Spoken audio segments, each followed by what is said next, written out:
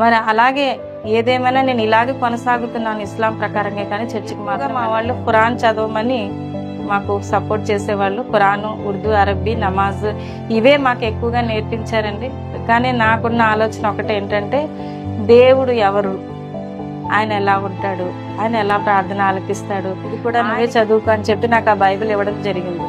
ఆ బైబిల్ ఎప్పుడైతే నేను తీసుకున్నానో ఆనాటి నుంచి నా అత్తింట్లో నాకు కొంత శోధన మొదలైంది. ఏంటంటే, ఈమె బైబిల్ చదువుతుంది, ఈమె ఇంట్లో ఉండకూడదు అన్నట్టుగా నా పుట్టింటికి తీసుకెళ్లి దేవెట్టడం కూడా జరిగింది. నాకు తెలియదు. కానీ తన పరిశుద్ధ మందిరంగా ఆయన మారుస్తానంటున్నాడు, అందుకే నేను ఇక్కడికి వచ్చాను అని చెప్తే వాళ్ళు ఎవ్వరూ నమ్మలేదండి. మరి ముస్లిం కుటుంబంలో ఎన్నో రకాల వ్యతిరేకతలు వస్తాయి. ఆ వ్యతిరేకతలన్నీ కూడా మేము సహించాము, మేము ఎవరు మీ దగ్గరికి రాము అని అన్నారు. సరే అన్నాను. మరి నా భర్త మరణించిన సమయంలో వాళ్ళు వచ్చి మమ్మల్ని ఎంతగానో, ఆ రోజు 6 గంటలకి సరిగ్గా వాళ్ళు స్నానానికి బాడీని రెడీ చేస్తున్న క్రమంలో నవ్వుతున్నట్టుగా ఫేస్ కనబడతా ఉంది. మా పాప అంటుంది, మమ్మీ డాడీ నవ్వుతున్నట్టుగా ఉంది ఫేస్ చూడు ఒకసారి అన్నప్పుడు చూస్తే ఆ ముక్కు పుట్టాలు ఇలా అదురుతా ఉన్నాయి, ఆ నవ్వితే అదురుతా ఉండేవి. ఇదేంటి నేను కూడా గుండె మీద చేయబెట్టి చూసినప్పుడు హార్ట్ కొట్టుకుంటా ఉందయింది. మరి నాకు ఒక అద్భుతం ఏంటంటే, ఎలా అయినా నా భర్త నీ కొరకు వాడబడాలి, నీకు మహిమ రావాలి అని ప్రార్థన చేసేదాన్ని.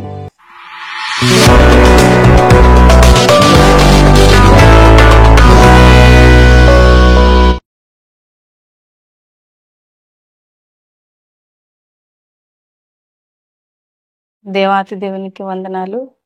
మరి చక్కటి సమయాన్ని సాక్ష్యం పంచుకోవడానికి ఇచ్చిన గారికి నా వందనాలు.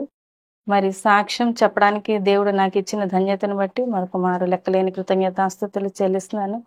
అలాగే నా యొక్క సాక్ష్యం అనేకుల్ని బలపరచాలి, దేవుని నామాన్ని మహిమపరచాలని నేను ఆశతో ఈ సాక్ష్యం చెప్పాలని మరి ఎంతగానో ఆశపడుతున్నానండి.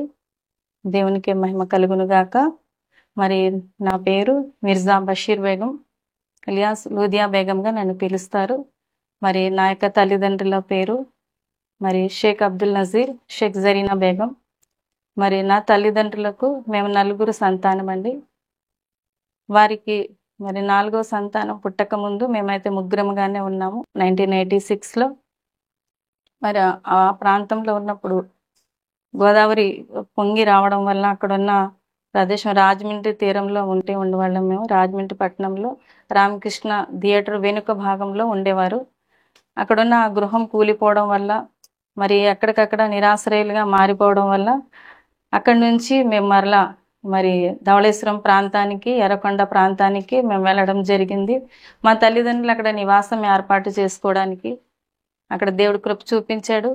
అక్కడికి వెళ్ళిన తదనంతరం మరొక చక్కటి గృహాన్ని వాళ్ళు నిర్మించుకొని అక్కడ జీవిస్తూ ఉన్నారు. 2 సంవత్సరాల కాలం బాగానే గడిచిందండి. మరి నా తండ్రి అయితే లారీ డ్రైవర్గా పనిచేసేవారు. ఆయన డ్యూటీ నిమిత్తం మరి క్యాంపులకి వెళ్ళిపోతూ ఉండేవారు. నా తల్లి, నేను, మరి నా యొక్క తమ్ముడు, నా యొక్క చెల్లి, ముగ్గురుముగా మేము ఉన్నాము అప్పటికి.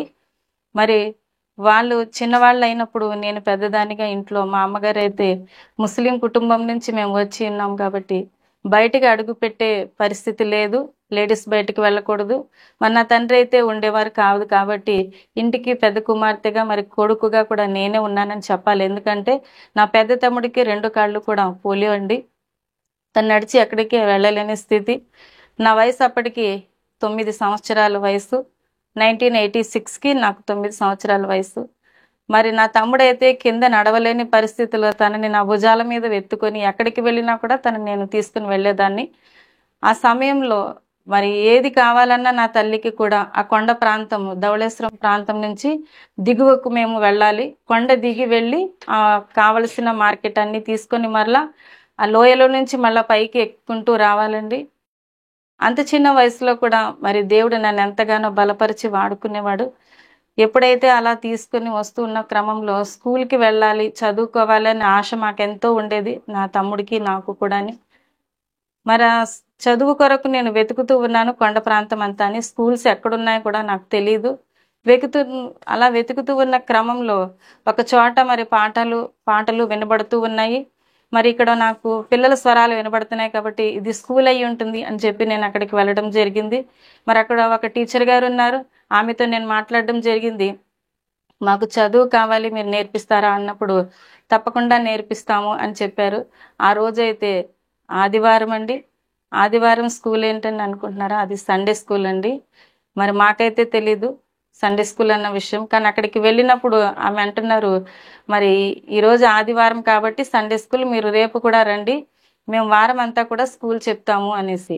అక్కడ మనం చూసినప్పుడు మరి వాళ్ళందరూ కూడా రోడ్లు త్రవ్వే వాళ్ళ ఉప్పర వాళ్ళ పిల్లలు ఉండేవారు. వాళ్ళ వస్త్రాలు కూడా సరిగ్గా ఉండేవి కాదు ఆ బిడ్డలకి. వారితో పాటు మేము కూడా చదువుకోవడానికి దేవుడు కృపనిచ్చాడు. మరి అక్కడికి వెళ్తున్న క్రమంలో ఒక సేవకులు వారానికి ఒకసారి అక్కడికి వచ్చి మమ్మల్ని చూసి ప్రార్థన చేసి వెళ్ళేవారు.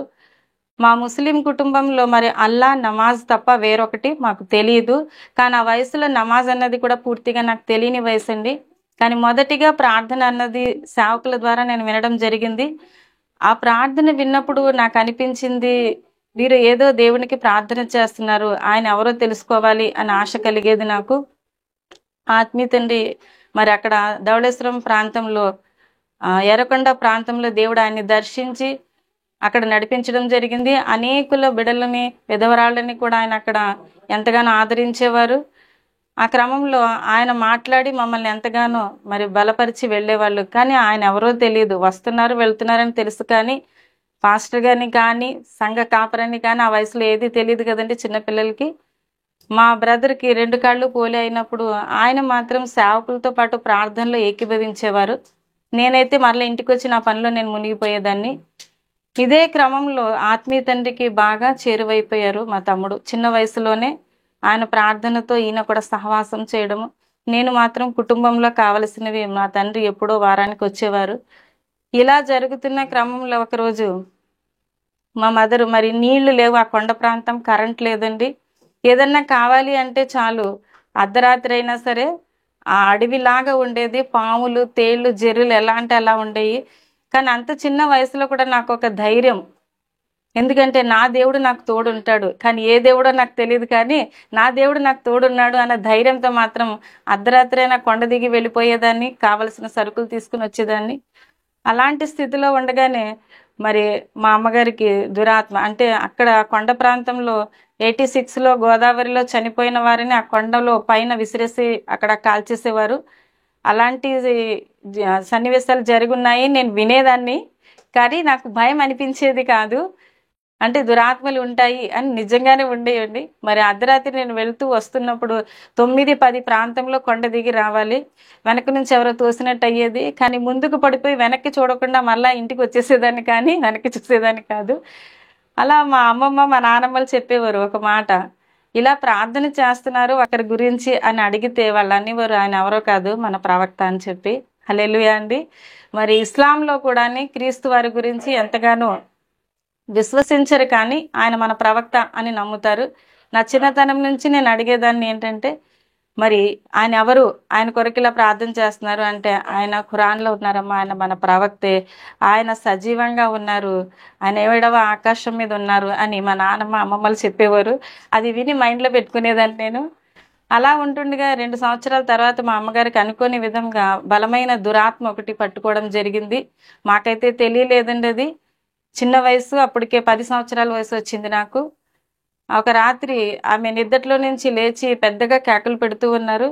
ఆ కేకలు పెడుతున్నప్పుడు ఏం జరిగిందో మాకు తెలియలేదు. మా తండ్రితో అంటున్నారు, నేను చనిపోతాను ఈ రాత్రి, నా పిల్లల్ని బాగా చూసుకోండి మీరు అంటున్నారు. మాకైతే ఏడుస్తున్నాం, ఏం అర్థం కాలేదు. హాస్పిటల్కి తీసుకువెళ్తే వాళ్ళు ఏమైంది కూడా చెప్పలేని పరిస్థితిలో ఉన్నారు. ఎన్నో స్కానింగ్లు, ఎక్స్రే అన్నీ తీసినా ఏమీ తెలియట్లేదు, అన్నీ నార్మల్ బాగానే ఉన్నాయి అంటున్నారు. ఆ తర్వాత తీసుకొచ్చారండి, ఏయో చేయించారు. మరి పెద్దవాళ్ళు యొక్క తాయెత్తులని అవన్నీ ఇవన్నీ చాలా రకాలుగా చేసేసారు. కానీ 3 నెలలు అలాగే పీడించబడింది ఆమె. మరి ఇంట్లో వండుకున్న అన్నమంతా కూడా ఆమె తినేసేది, మళ్ళా గంటలో వండి పెట్టమనేది. అప్పుడు వీళ్ళకి అర్థమైంది ఏంటంటే దురాత్మ అని అర్థమైంది. ఎన్ని చేసినా కూడా అది మాత్రం విడిచిపెట్టలేదు. మా ముస్లింలు ఎక్కువగా ఏంటంటే ఈ దురాత్మలు పెట్టినప్పుడు తాయెత్తులకి లేదా దర్గాలకి ఎక్కువగా తిప్పుతారు. అలా మా మదర్ని చాలా చోట్ల తిప్పారంటే చివరాఖరికి ఇంకా విసిగిపోయి ఇంకేమే చనిపోద్ది అనుకున్నారు.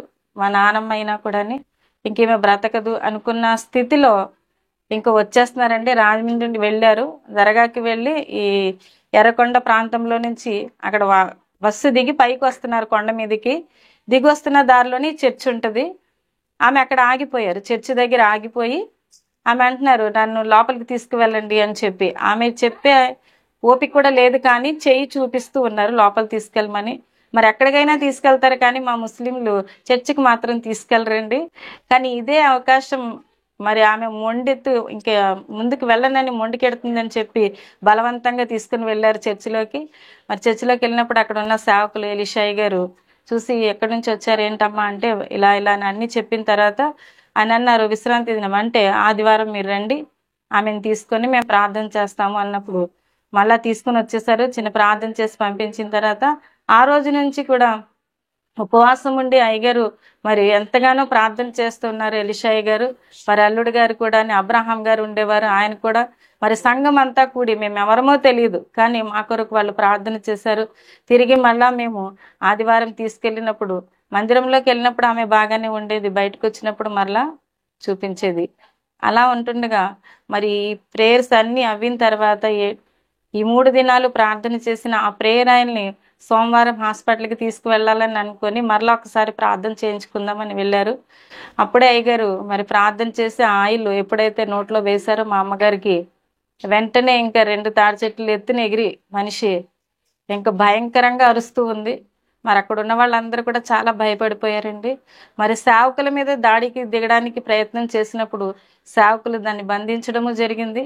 మరి నువ్వెక్కడి నుంచి వచ్చావు ఏంటి అని ఎలీషాయి గారు మరి అడిగినప్పుడు అది మాట్లాడుతుంది, నేను పూరి జగన్నాథ్ నుంచి వచ్చాను అని.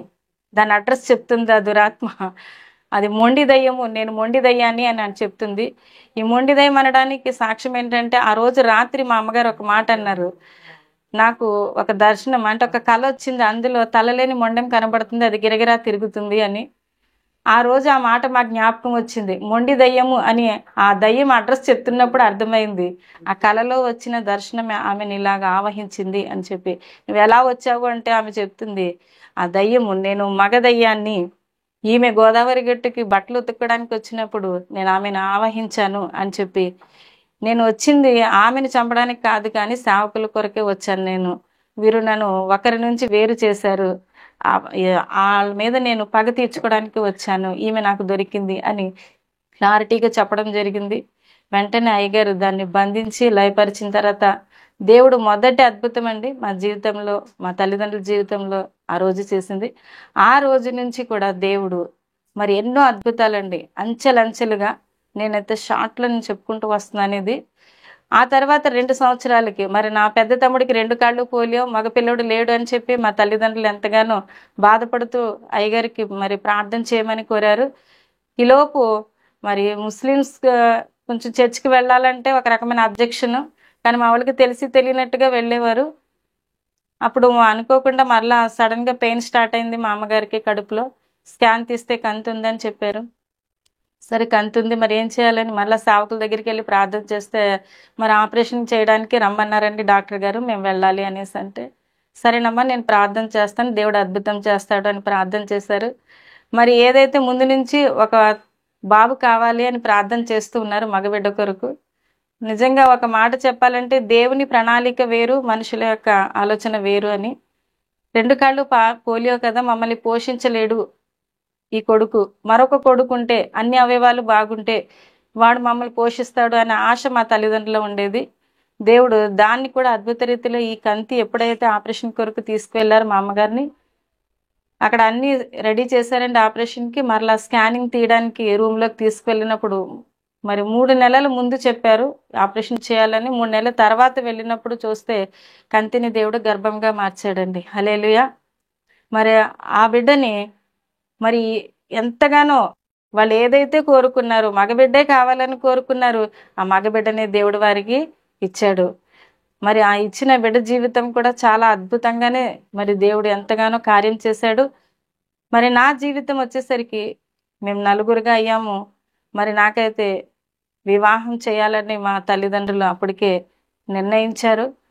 నాకైతే వివాహం మీద ఇష్టం లేదు, కానీ చదవాలి, బాగా నేను ఉద్యోగం చేయాలని ఆశ నాలో ఉండేది.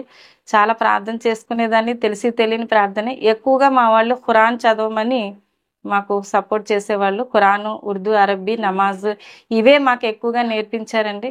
వాళ్ళు అప్పుడప్పుడు చర్చిగా వెళ్ళినా కానీ నాకు మాత్రం ఇదే నేర్పించారు. కానీ నాకున్న ఆలోచన ఒకటి ఏంటంటే, దేవుడు ఎవరు, ఆయన ఎలా ఉంటాడు, ఆయన ఎలా ప్రార్థన ఆలకిస్తాడు, ఆయనకి నేను సమీపంగా ఎలా వెళ్ళగలను, ఈ ఆలోచన మాత్రం చిన్ననాటి నుంచి నాకు ఉండేది. మరి నా చిన్నప్పుడు ఒక ఇన్సిడెంట్ ఏంటంటే ఒక సినిమా యేసు ప్రభు వారి గురించి కరుణామయుడు సినిమా వచ్చింది అని అంటే దానికి మాత్రం ఎలాగో పర్మిషన్ అడిగి యేసయ్య అంట ఆయన మన కొరకు చనిపోయాడంట అని అందరు చెప్పుకుంటుంటే వింటున్నాను. అవునా, అయితే నేను కూడా చూడాలి అనే ఆశతో మా అమ్మగారికి మరి డబ్బులు అడిగి మా తమ్ముడిని నా భుజాల వేసుకొని ఆ కొండ లోయ దిగి వెళ్ళాలి. మేము వెళుతున్న క్రమంలో కాలు జారిపోయింది నాది. తను నా భుజాల మీద ఉన్నాడు, కాలు జారిపోయి నేను ముందుకు పడిపోయాను. ముందుకు పడినప్పుడు ఈ కంటికి దెబ్బ తగిలి రక్తం కారుతా ఉంది. వెనక్కి వెళ్తే మళ్ళీ నన్ను పంపించరు అని చెప్పి నా తమ్ముడు మరలా భుజాలను ఎత్తుకొని వెళ్ళిపోయి నేను మరలా ఆ థియేటర్లో కూర్చున్నప్పుడు నేను చూస్తున్నాను ఒకటే, ఆయన మన కొరకు మరణించాడంట, ఈయనేనా, ఇలాగే ఉంటాడా దేవుడు అని చెప్పి ఆ నొప్పి ఏమీ తెలియలేదు నాకు. ఇంటికి వచ్చిన తర్వాత మా అమ్మగారు అన్నారు, ఇంత దెబ్బ తగిలించుకుని నువ్వు ఎందుకు వెళ్ళావు అని చెప్పి నన్ను అంటే, లేదు ఆయన చూడాలని నేను ఆశతో వెళ్ళాను. నిజంగా ఆనాటి నుంచి ఒక ముద్ర పడిపోయిందండి, యేసయ్య మన కొరకు మరణించాడు, ఆయన మనం ప్రార్థన చేస్తే వింటాడు, ఆయన మన పాపాలని క్షమిస్తాడంట.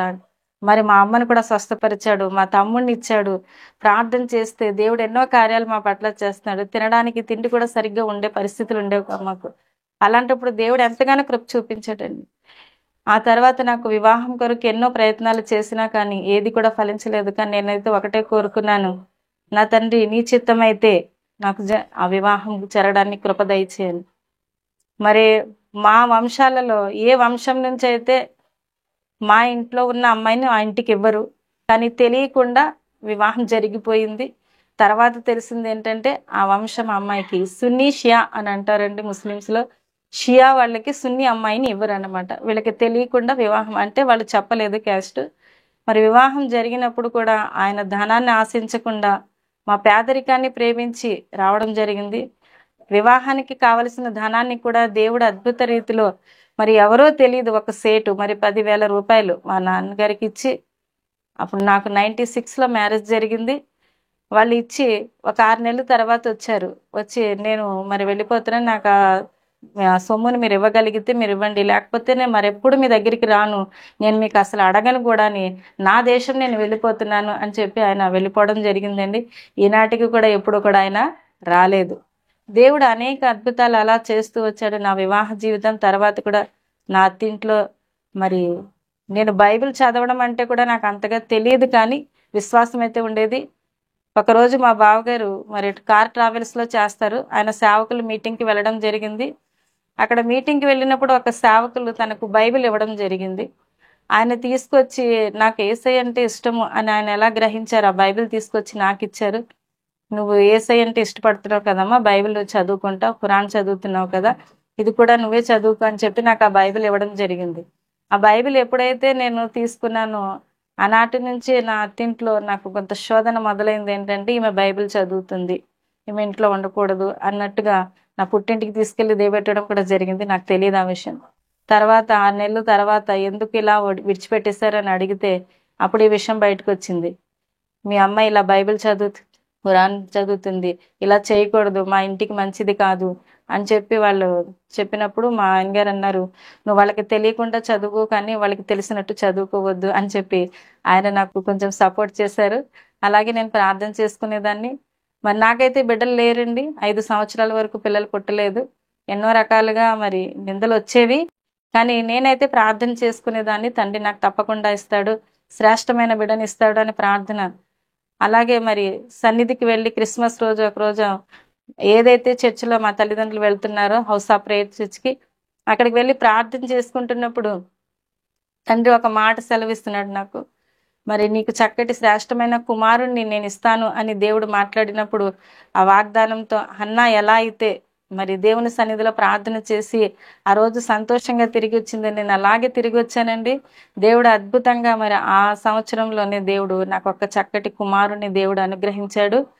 మరి ఆ బిడ్డను కూడా దేవుని సేవకుని చేయాలి అని ఆశ అయితే ఉండేది, కానీ నేను అనుకున్నాను ఏంటంటే మరి ఇస్లాం ప్రకారంగా మసీదులో నమాజ్ చదివించే ఇమాం చేయాలి అని నేను ఆశపడ్డాను. అంటే నాకు ఏది కూడా తెలియదు సరిగాని, కానీ దేవుని చిత్తం ఏంటంటే తన సేవకుడుగా అని నేను అనుకున్నాను. కాబట్టి దేవుడు అంచెలంచెలుగా మా యొక్క జీవితాల్లో అనేక మార్పులు జరిగాయండి. ఆ తర్వాత నా కుమార్తె 2 సంవత్సరాల తర్వాత నా కుమార్తె మరలా నాకు దేవుడు రెండో గర్భంగా ఇవ్వడం జరిగింది. కానీ అక్కడ మాత్రం చాలా భయంకరమైన ఇదేమిటంటే క్యాన్సర్ రావడం జరిగింది నాకు. కడుపులో పాప 5వ నెల గర్భం మీద నాకు ముక్కంట బ్లడ్ వచ్చేస్తా ఉంది.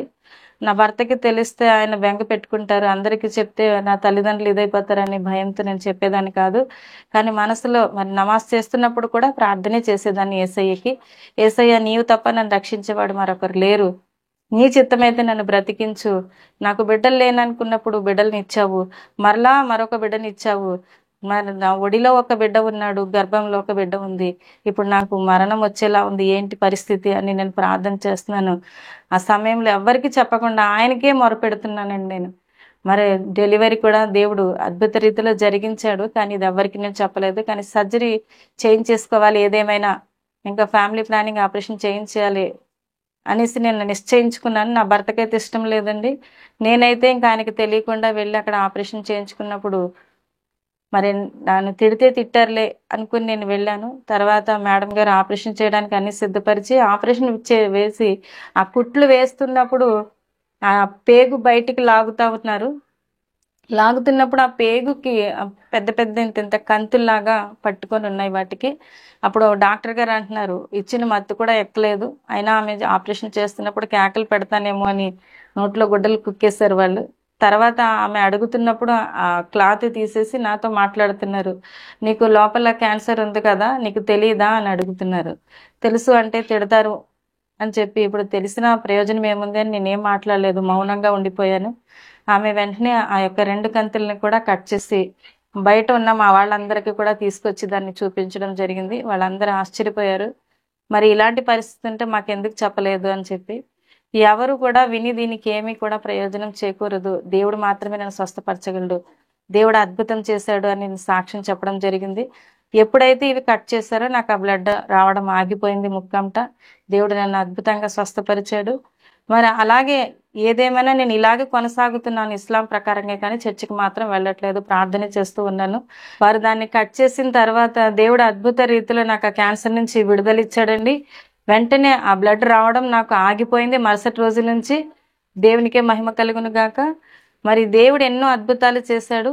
మరి అలాగే మరి క్యాన్సర్ పిలకలు వేస్తుంది అని చెప్పిన దానికి సైన్స్ ప్రకారంగా గర్భంలో మరి నా కుమార్తె ఉండడం వల్ల ఆ పిండం ఏర్పడుతున్న సమయంలో ఆ యొక్క క్యాన్సర్ కణము కూడా ఆ బిడ్డ కంటి దగ్గర రావడం జరిగింది.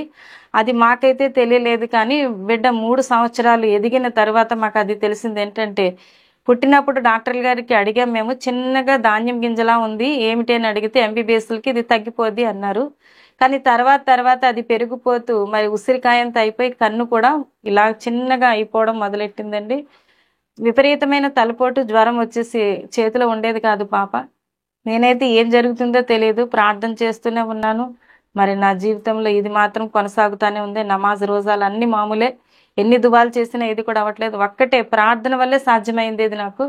నేను చాలాసార్లు ప్రార్థన వల్లే సాధించానండి. ఏ విజయం సాధించినా, ఏ మేలు జరిగినా తండ్రి యొద్ద ప్రార్థన చేసినప్పుడే నాకు విజయం అనుగ్రహించబడేది.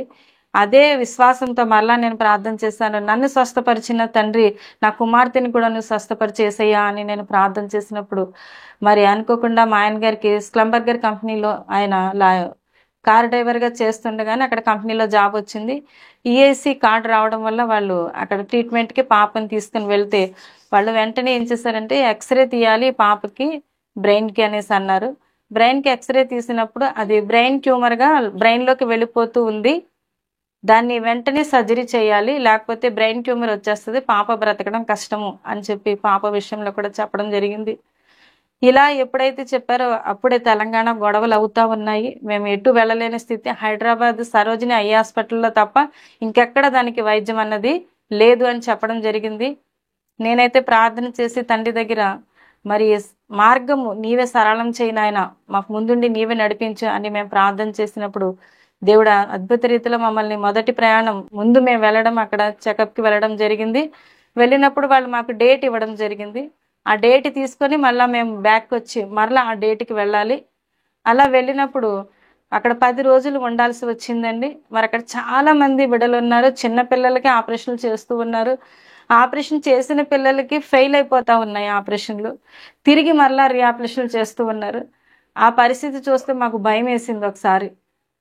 కంటి ఆపరేషను ఆడబిడ్డ ఏదైనా అయితే ఏంటి ప్రయత్నం?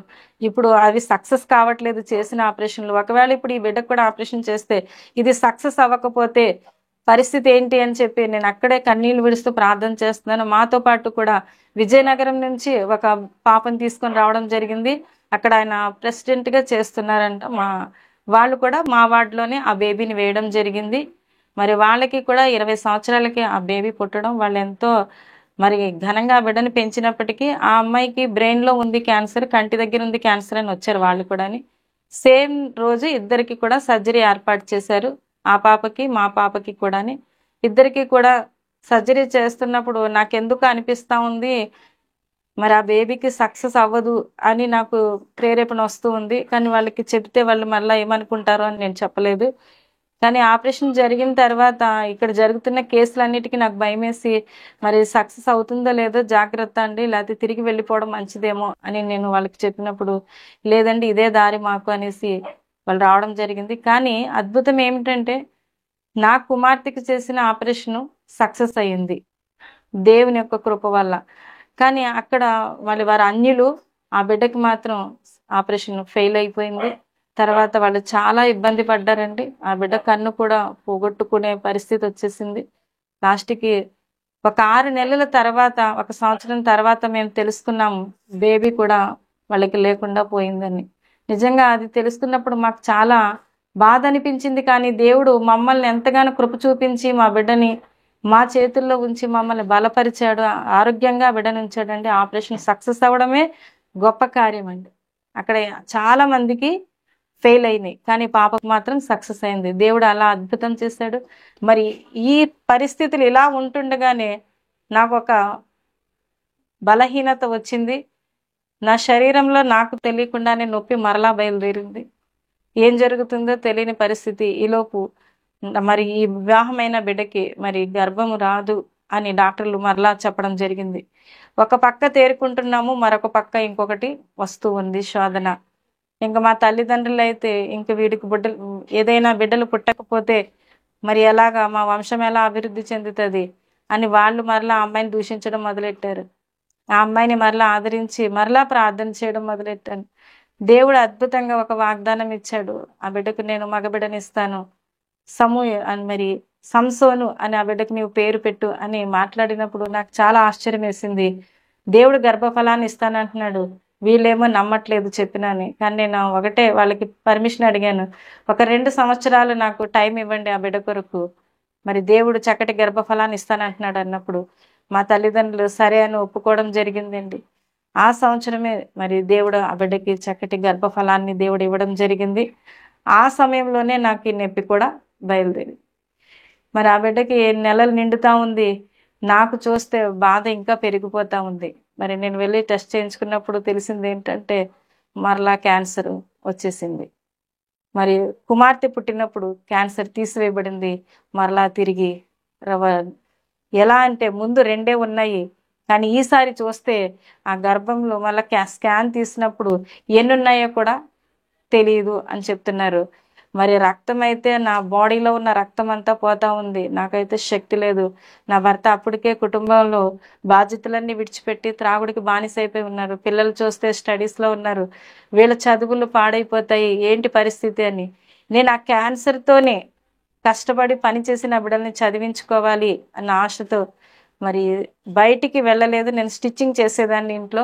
ఆ స్టిచ్చింగ్ మీద వచ్చే డబ్బులు కూడా నాకు సరిపోవట్లేదు అని చెప్పి మరి కోకోకోలా ఫ్యాక్టరీలో పని చేయడానికి లేడీస్ వెళ్ళేవాళ్ళు. వాళ్ళని అడిగి నేను మీతో పాటు నేను కూడా వస్తానమ్మా, నాకు మరి పరిస్థితి ఇలా ఉంది అని అడిగితే వాళ్ళు కూడా సరే అని ఒప్పుకోవడం జరిగిందండి. వాళ్ళతో పాటు నేను పనికి వెళ్ళడం జరిగింది. మరి అక్కడికి వెళ్ళి లోళ్ళు వేయాలి. ఆ బరువుని ఎత్తి మళ్ళీ లోళ్ళు వేస్తున్నప్పుడు విపరీతమైన పెయిన్ వచ్చేస్తూ ఉండేదండి. నాకు కడుపులో పెయిన్ చాలా బాధ వచ్చేస్తూ ఉండేది. కానీ కన్నీళ్ళు అలా దిగమింగుకొని మరి ఆ లారీ 1 అవర్లో 4 లోడ్ చేయాలి. ఆ 4 కూడా సమానంగా పని చేయాలి. నేను ఆ నొప్పితో పని చేయలేకపోతే మరి అక్కడ ఉన్నవాళ్ళు నన్ను చూసి ఏమైందమ్మా అంటే నా పరిస్థితి చెప్పినప్పుడు వాళ్ళు చాలా బాధపడేవారు. ఇలా ఇలాంటి పరిస్థితుల్లో నీవు ఎలాగా మరి చేయగలవు పని అని చెప్పి వాళ్ళు అన్నారు. నువ్వు చేయలేవమ్మా పని అంటే, నాకు సర్జరీ కొరకు కూడా మరి డబ్బులు లేవు నా దగ్గర అన్నా. నేను ఎంతగానో ప్రార్థన చేస్తూ ఉన్నాను దేవుని సన్నిధిలో. ఇలా ఉంటుండగానే ఆ యొక్క క్రమంలో ఆపరేషన్ చేయడానికి ఎన్నో హాస్పిటల్ తిరిగానండి. ఎవరు ఫ్రీగా చేయనన్నారు. నా దగ్గర అయితే డబ్బు లేదు.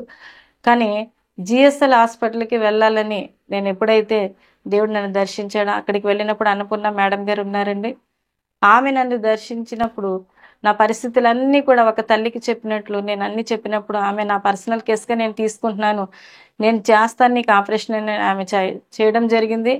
మరి 1 అవర్లో ఆపరేషన్ అయిపోవాలి అని అన్నారు. బ్లడ్ ఎక్కువగా పోతుంది కాబట్టి, మరి థైరాయిడ్ అటాక్ అవుతుంది కాబట్టి దీన్ని బట్టి మీరు తొందరగా ఆపరేషన్ చేయగలిగితే మంచిది అని మత్తు డాక్టర్ చెప్పడం జరిగింది. కానీ మేడం గారు అన్నారు, ఇది ఎలా సాధ్యము, ఏదేమైనా లేజర్ ఆపరేషన్ చేద్దామని ట్రై చేశారు. కానీ లేజర్ ఆపరేషన్ చేస్తుండగానే ఆపరేషన్ పూర్తి అవ్వలేదు, కానీ ఇంకా ఉండిపోయినాయి కంతులు, మల్టీ ఫైబ్రాయిడ్స్ అని చెప్పి అవి తీయడానికి కోత ఆపరేషన్ చేయాలి అన్నారు. కోత ఆపరేషన్ చేసేటప్పుడు కూడా ఆ మత్తు మొత్తం పోయింది. మళ్ళీ తిమిరి ఇంజక్షన్లు ఇస్తూ ఆపరేషన్ చేయడానికి మరి ఎంతగానో ప్రయత్నం చేశారండి. 5 డాక్టర్లు కలిసి ఆపరేషన్ చేయడం జరిగింది. దేవుడు అద్భుత రీతిలో మరి ఆపరేషన్ సక్సెస్ చేయడం జరిగింది. కానీ ఆపరేషన్ అయితే సక్సెస్ అయిపోయింది, కానీ నేనైతే ఇంకా స్పృహలోకి రాలేదు. మా వాళ్ళు భయపడుతున్నారు. డాక్టర్లు ఒకటి అన్నారు, బ్లడ్ అంతా పోయింది కాబట్టి 48 గంటలు గడిస్తే కానీ మేము చెప్పలేము అన్నారు. ఈ ఆపరేషన్కి ముందు నేను ఒకటే మాట అనుకున్నాను, తండ్రి బ్రతికితే నీ కొరకు బ్రతకాలన్న ఆశగా ఉంది, నీవెన్నో కార్యాలు చేశావు, నీ కొరకు బ్రతకాలన్న ఆశగా ఉంది నాయన అని చెప్పి. మరి ఆ ఆశ నన్ను బ్రతికించింది అని చెప్పొచ్చండి. 48 గంటలు గడిచిన తర్వాత 3వ రోజు తెల్లవారుజామున నేను లేచి మరి నాకు నేనుగానే లేచి నడవడం ప్రారంభించాను. మరి దేవునికి మహిమ కలుగును గాక. ఆ హాస్పిటల్లో ఉన్న డాక్టర్స్ అందరూ కూడా ఆశ్చర్యపోయారు. ఎందుకంటే పొట్ట చుట్టూ కుట్లున్నాయి, అసలు మనిషి స్పృహలో లేని మనిషి వెంటనే లేచి నడుస్తుంది అని చెప్పి. ఆ క్రమంలోనే మరలా మరి ఈ యొక్క గర్భంతో ఉన్న అమ్మాయికి కూడా సర్జరీ చేయడానికి 15 డేస్, నాకు ఆ సర్జరీ అయిన 15 డేస్కి మళ్ళీ ఆ బేబీకి కూడా సర్జరీ చేయడం జరిగింది. ఆ అమ్మాయిని కూడా నేనే చూసుకోవాలి. రకరకాలుగా 10 సంవత్సరాలండి కంటిన్యూ శ్రమలు. ప్రతి శ్రమలో కూడా తండ్రి నాకు తోడై ఉంటూనే ఉన్నాడు. మరి ఇలాంటి క్రమంలోనే నా భర్తకి కాలు చేయి కూడా పడిపోయింది. మరి ప్రతి విషయంలో ఎన్ని శ్రమలు వచ్చినా కూడా ధైర్యం ధైర్యం ధైర్యం, దేవుడు నాకున్నాడన్న ధైర్యం. ప్రార్థన చేస్తూనే ఉన్నాను, కానీ దేవుని సన్నిధికి మాత్రం నేను వెళ్ళని స్థితిలో ఉన్నాను. కానీ ఒకే ఒక్క మాటతో దేవుడు తన సన్నిధికి నడిపించుకున్నాడు. ఎప్పుడైతే ఆపరేషన్ జరిగిందో నీ కొరకు నేను బ్రతకాలని ఆశ కలిగి ఉన్నానని అన్నాను, ఆ రోజే నేను వెళ్ళడం జరిగిందండి. మరి హాస్పిటల్ నుంచి ఎలక్షన్ టైంలో ఓటు వేయడానికి నేను వెళ్ళాలి అని ఆశపడి డాక్టర్ గారి దగ్గర పర్మిషన్ అడిగి నేను వెళ్ళాను. మరి ఈ ఎలక్షన్ టైంకి సరిగ్గా 5 సంవత్సరాల కాలం అండి నాకు ఆపరేషన్ అయ్యి. ఈ 5 సంవత్సరాల అనుకోని మార్పులు దేవుడు నా జీవితంలో జరిగించాడు. ఆయన సన్నిధిలో అడుగు పెట్టడానికి దేవుడు కృపనిచ్చాడు. అడుగు పెట్టిన నాటి నుంచి కూడా గొప్ప ఆశీర్వాదాన్ని నేను చూశానండి. అడుగు పెట్టనంత వరకు నేను శ్రమలు అనుభవించాను, కానీ ఎప్పుడైతే దేవుని సన్నిధిలో అడుగు పెట్టానో దేవుని యొక్క ఆశీర్వాదాలని నేను పొందుకున్నాను. మరి ఆశీర్వాదం ఎలా ఉంటుంది అంటే తరతరాలకి నిలిచుంటుందని చెప్పొచ్చండి. ఏదైతే నా యొక్క తమ్ముడు సేవను విడిచిపెట్టి వచ్చేసారో, దేవుని విడిచిపెట్టి వచ్చేసారో, వారి దగ్గరికే వెళ్ళి నేను నిజ దేవుణ్ణి అంగీకరిస్తున్నాను, నిజ రక్షకుడిగా నేను అంగీకరిస్తున్నాను అని నేను చెప్పినప్పుడు వాళ్ళందరూ అన్నారు ఒకటే మాట, ఇప్పుడు నీవు ఈ స్థితిలో ఉంటే నీ బిడ్డలకు వివాహాలు కావు, నువ్వు వెళ్ళొద్దు, నీవు అంగీకరించవద్దు, రక్షణ తీసుకోవద్దు అన్నప్పుడు నేను అన్నాను, లేదు, నేను దేవుని కొరకే బ్రతుకుతానని మాట ఇచ్చాను కాబట్టి నేను ఆయన కొరకే బ్రతుకుతాను అని చెప్పి, నేను నా భర్త మరి నా బిడ్డలు కూడా బాప్తిసం తీసుకోవాలని ఆశపడుతున్నాము అని మాట్లాడినప్పుడు దేవుని సన్నిధిలో ప్రార్థన చేస్తే దేవుడు ఒకే మాటను చూపించాడండి. మరి అపోస్తుల కార్యంలో మనం చూస్తాం, లూదియా గురించి దేవుడు మాట్లాడడం, నీవు ఇలా ఉండాలి అని దేవుడు నాతో మాట్లాడినప్పుడు నేను జీవిస్తే ఈమె ఎలా జీవించాలి అని నాకు ఒక ఆశ అప్పుడే కలిగింది. ఆ మాటతో నేను నా భర్తతో చెప్పినప్పుడు వెంటనే నా భర్త కూడా ఒప్పుకోవడం జరిగింది, నా బిడ్డలు కూడా ఒప్పుకోవడం జరిగింది. మరుసటి రోజు మేము వెళ్ళడం December 7th మేము బాప్తిసం పొందుకోవడం జరిగింది. ఆ తర్వాత మరి నా భర్త 6 నెలల కాలం ఆయన సజీవంగా ఉన్నారు. కానీ మరి దేవుని చిత్తం ఏమిటంటే ఆయన యొక్క పిలుపు రాబోతుంది అని ముందుగానే దేవుడు నాతో మాట్లాడడం జరిగింది. ఆ మాటను నా భర్తకి నేను తెలియజేయడం కూడా జరిగింది. మరి ఆయన అన్నారు, నేను విడిచి నిన్ను వెళ్ళను అని ఎంతగానో బాధపడేవారు. కానీ దేవుని పిలుపుని మనం అంగీకరించాలి, దేవునికి అసాధ్యమైనది ఏదీ లేదు అని నేను ఎంతగానో ఆయన బలపరిచేదాన్నండి. మరి ఈ యొక్క గృహంలో మరి నేను రావాలి అని ఎంతగానో ఆశపడ్డాను. దేవుడు మాకు ఇచ్చిన ఈ గృహంలో నా భర్తతో ఉండాలని నేను ఆశపడినప్పుడు నేను ఒకటే అన్నాను, మరి మీరు నాతో ఉండేది 3 నెలల కాలమే కాబట్టి మన గృహానికి మనం వెళదాము, అక్కడ కొన్నాళ్ళు మీతో పాటు ఉండాలని ఆశగా ఉంది, దేవుడు నిశ్చయంగా ఆశీర్వదిస్తానంటున్నాడు, ఆ గృహాన్ని తన మందసం ఈ గృహంలో ఉంది అని దేవుడు నాతో మాట్లాడడం జరిగింది అని నా భర్తతో నేను మాట్లాడడం జరిగింది. మరి ఆయన ఆ బలహీనతతోనే మరి ఆ కాలు చేయి పడిపోయిన స్థితిలో ఆయన ఉన్నారు. హార్ట్ పెయిన్ కూడా రావడం జరిగింది. ఇంకా రోజు రోజుకి ఆయన బలహీనత, తాగుడు వల్ల బలహీనత వచ్చేసింది.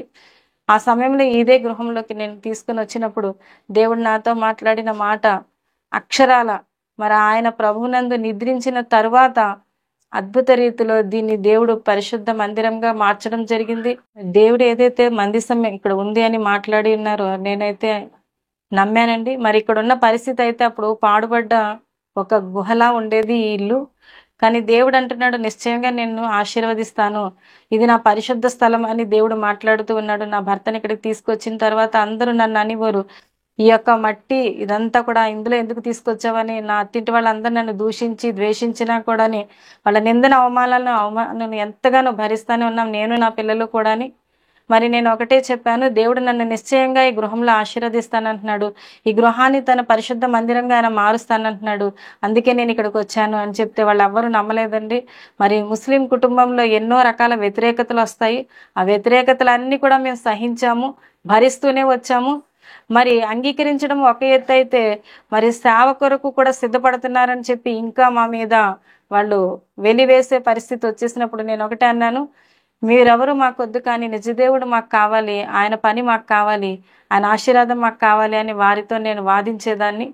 మేము ఎవరు మీ దగ్గరికి రాము అని అన్నారు. సరే అన్నాను. మరి నా భర్త మరణించిన సమయంలో వాళ్ళు వచ్చి మమ్మల్ని ఎంతగానో దూషించారు. కానీ నా బిడ్డలకు ఒకటే చెప్పాను, ఆయన పడుతున్న వేదన శ్రమ ఏదైనా కూడా ఇన్ఫెక్షన్ వచ్చి నా భర్తకి కాలంతా కూడా కుళ్ళిపోయినట్లు అయిపోయిందండి.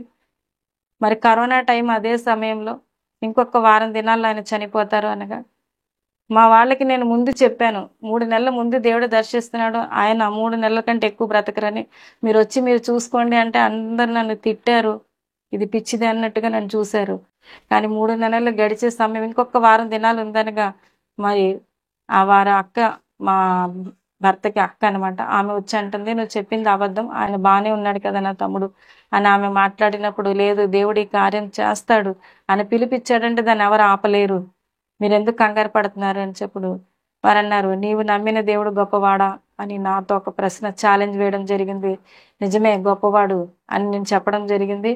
ఆమె వెళ్ళిన తర్వాతే ఆయనకి మరి కాల్లో ఇన్ఫెక్షన్ రావడం, ఆ తర్వాత మనిషి బాగా క్షీణించిపోయారండి.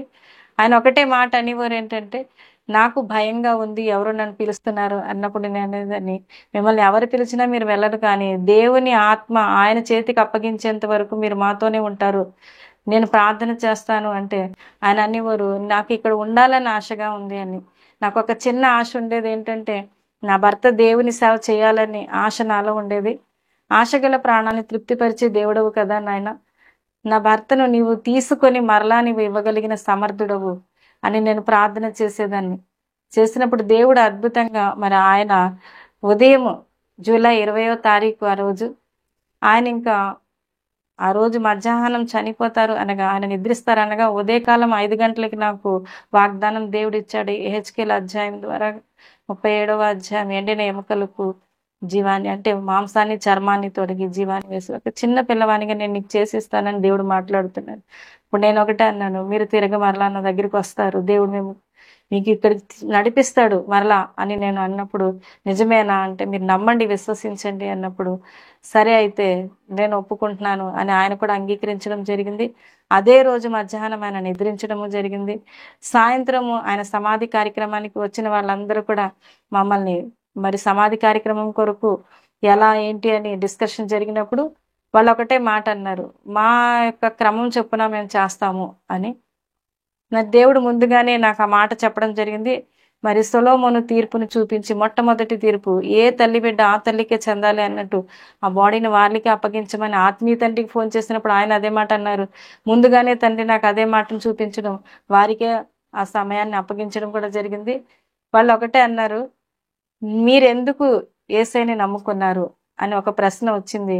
అక్కడ ఒక సేవకులు వచ్చి వాళ్ళు అడిగారు, ఏ రకమైన సమాధి చేస్తున్నారు అని చెప్పి. మరి నేనన్నాను, తండ్రి చూపించింది ఇదే నేను చేస్తున్నాను, ఈ పని వాళ్ళకి అప్పగించేస్తున్నాను అన్నప్పుడు వాళ్ళకి అప్పటి వరకు తెలియదండి. ఎందుకంటే మా ఆయన గారు బాప్తిసం తీసుకున్నారన్న విషయము తెలిసినప్పుడు వాళ్ళు మమ్మల్ని నిందించినప్పటికీ నా బిడ్డలకి ముందుగానే గైడ్ చేసి ఉంచాను. ఈ సమయం వచ్చినప్పుడు వాళ్ళందరూ దూషిస్తారు, మీరు ఎవరు బాధపడకండి. మీ తండ్రి మరణించినప్పుడు కూడా మీరు అసలు ఏడవద్దు, మనకు ఒక నిరీక్షణ ఉంది, ఆయన మనల్ని మనం చూస్తాము. అదే విశ్వాసంతో వాళ్ళు కూడా ఏడవలేదండి.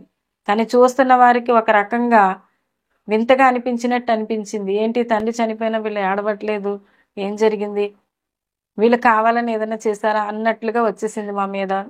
కానీ ఏదేమైనా మేము భరించాము.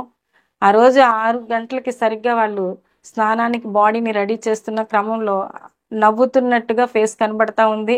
మా పాప అంటుంది, మమ్మీ డాడీ నవ్వుతున్నట్టుగా ఉంది ఫేస్ చూడు ఒకసారి అన్నప్పుడు చూస్తే ఆ ముక్కు పుట్టాలు ఇలా అదురుతా ఉన్నాయి, ఆ నవ్వితే అదురుతా ఉండేవి. ఇదేంటి అని నేను కూడా గుండె మీద చేయబెట్టి చూసినప్పుడు హార్ట్ కొట్టుకుంటా ఉందయింది. మరి నాకు ఒక అద్భుతం ఏంటంటే, ఎలా అయినా నా భర్త నీ కొరకు వాడబడాలి, నీకు మహిమ రావాలి అని ప్రార్థన చేసేదాన్ని. దేవుడు ఈ రకంగా తన బాడీని కూడా వాడుకుంటున్నాడేమో అని నాకు అనిపించి వెంటనే అన్నాను, దేవుడు తనకి మరలా హార్ట్ కొట్టుకుంటుంది ఒకసారి చూడండి, ఆయన జీవాన్ని వేయగలిగిన వాడు అనేసి అంటే వాళ్ళు టచ్ చేసినప్పుడు గుండె కొట్టుకుంటా ఉంది. వాళ్ళందరూ అన్నారు, లేదు మరలా హాస్పిటల్ తీసుకెళ్దాము అని. నేను అన్నాను, లేదు, ఒక్క ఛాలెంజ్ నాకు వచ్చింది, నీ దేవుడు గొప్పవాడా అని.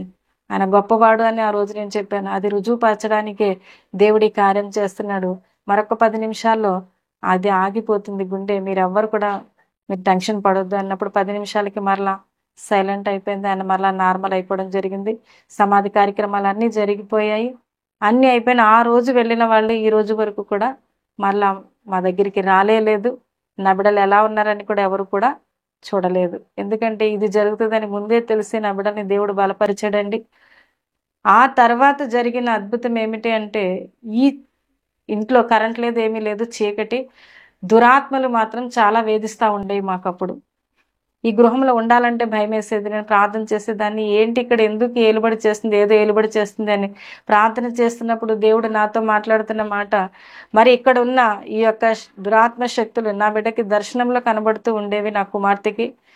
నేను ప్రార్థన చేస్తున్నాను, వీటిని ఎలా బంధించాలి నాకైతే తెలియదు నాయన, వీటిని ఎలా పారద్రోలాలి అని ప్రార్థన చేస్తున్నప్పుడు దేవుడు ఒక మంచి వాక్యం ద్వారా నాతో బలపరిచి, ఇదిగో నువ్వు ఏ స్థానం అయితే ఈ గృహంలో ప్రార్థనకి దీన్ని ప్రతిష్ఠించాలనుకున్నావో ఆ స్థానంలోనే ఉంది ఆ యొక్క శక్తి పీఠము, దాన్ని నువ్వు తొలగించాలి. దాన్ని నువ్వు తొలగించినట్లయితే ఆ చీకటి శక్తులను ఇక్కడ నుంచి తొలగిపోతాయి అని చెప్పి మాట్లాడినప్పుడు నేను వెంటనే, తండ్రి నీ ఆత్మని నాకు దయచేయి నాయన, ఆ పని చేయాలంటే నా శక్తి చాలదు, నా బలం చాలదు, నీ ఆత్మ సహాయం నాకు దయచే